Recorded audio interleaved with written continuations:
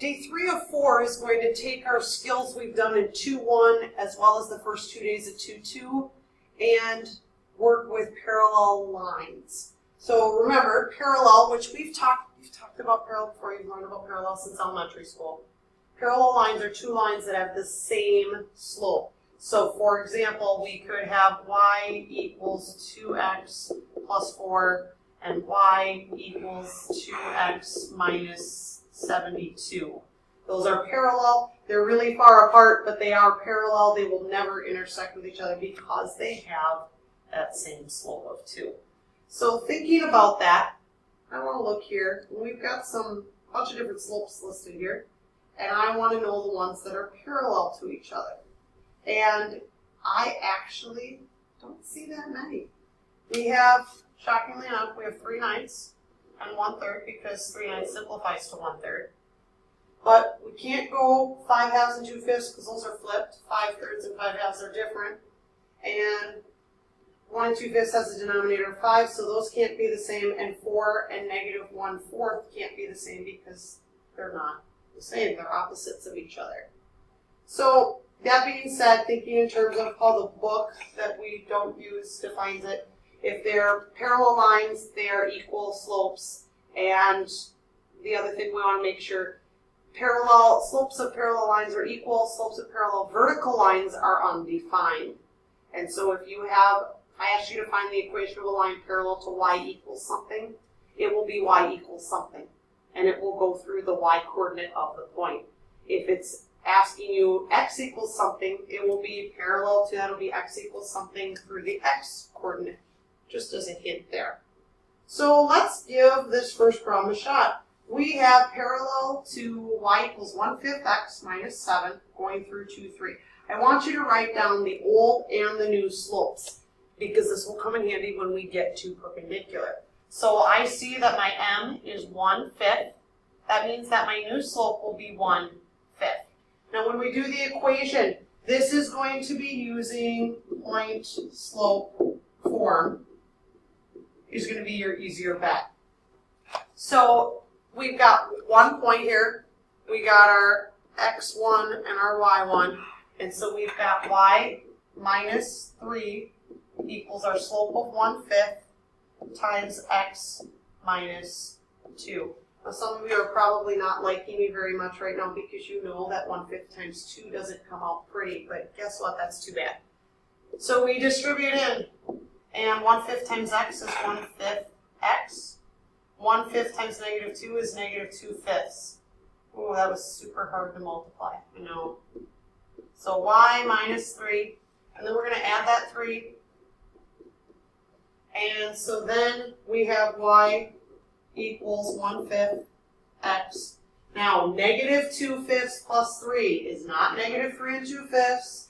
It's not 2 and 2/5. It's, remember, 3 is 3 wholes. 1 whole is 5/5. So that 5/5 minus 2/5 is 3/5. And we had to borrow 1 from that 3, so it's 2 and 3/5, and it's positive. So when I go to graph this, I'm going to use the idea that this is 1, this is 2, this is 3, this is 4, this is 5. So that way when I'm graphing this, it's going to make my life easier in terms of plotting points. You can also alter this to fit the denominator if you have messy ones, but I try to keep them mostly neat on the assignment. So I'm going to first graph my original equation in green. So I'm going to go down 7, and then I've got a slope of 1/5, so up 1 over 5, up 1 over 5, and then I connect my dots. And then I'm going to graph my new one in red since I wrote it in red, so we'll go up 2 and 3/5 is just over half, so we'll go here, and then we'll go down 1, so I'm actually going to go down to this and forward 5. Sorry, go down 1, forward 5. Oh, I ran out of room. Oops, I went wrong way. Up 1, forward 5.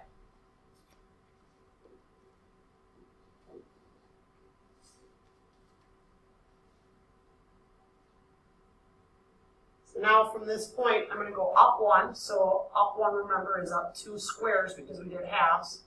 And forward 5 is going to be actually all the way out here. And some of you are probably wondering why I didn't do that on the other one. The other one works either way, simply because of the squares being equal amounts. Now I ran out of room, so I got to now go down 1 and back 5 to get my other point. So then when I connect my dots, I realize I didn't go through the line very well. Please, please, please, please, please, if you draw your lines and they don't look parallel, don't leave them, fix them. So now that we've dealt with the messy one, now we're going to deal with y equals 125x plus 1, as you guys would read it going through -1, 2. But you might be wondering, why, with how much I hate decimals, did I put decimals in my problem? The reason why is that you're going to see this on the MCAs that some of you will take shortly here, as well as we want you to understand that the use of a calculator that we have recommended for you has the ability to convert, fractions to decimals and decimals to fractions.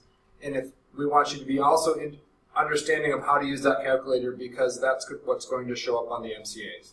And if you aren't comfortable using that calculator, you're going to struggle on the MCA. So I'm going to tell you right off the bat that I know that this 0.25 is 1/4, which means that my new slope is 1/4. So now we need to use our points to get our new equation. So we got y minus 2 equals 1/4 times x minus -1, so plus 1.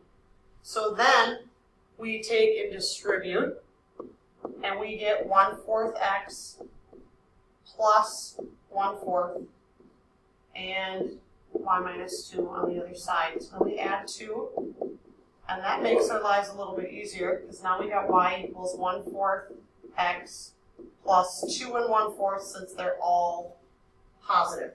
So let's start with the first one, which this time I'm going to do it in blue. So I go up 1, stick with my same ordering, and then I have a slope of 1/4, so up 1 over 4, up 1 over 4, and remember that means I can also go up half and over 2, which is the same equivalent. So then I go to 2 and 1/4 with the red, so 1, 2, and 1/4. And then I can go up 1 over 4, and then I run out, so I go down 1, back 4. Remember, positive divided by positive is positive, and negative divided by negative is positive. And I once again have my parallel lines. If you don't remember what point-slope form is, I would recommend putting it in your notes and then substituting the numbers that you have from the equation. So instead of just going into that y minus 2 equals 1/4 parentheses x plus 1, write out the point-slope form of what it is, and then you can substitute. And those of you who might be wondering, how am I going to remember all these formulas for the test? I will put the formulas on the board. I won't tell you which one's which, so you need to know which one's which based on how they look, but I will give you the formulas on the quizzes and tests. So now, here are 2 problems. I'm just going to show the problems, both of them parallel to an equation through a point. Go ahead and put them in. You're going to enter what you get for new equations, and then you're going to make sure you graph them and bring your questions with you to class.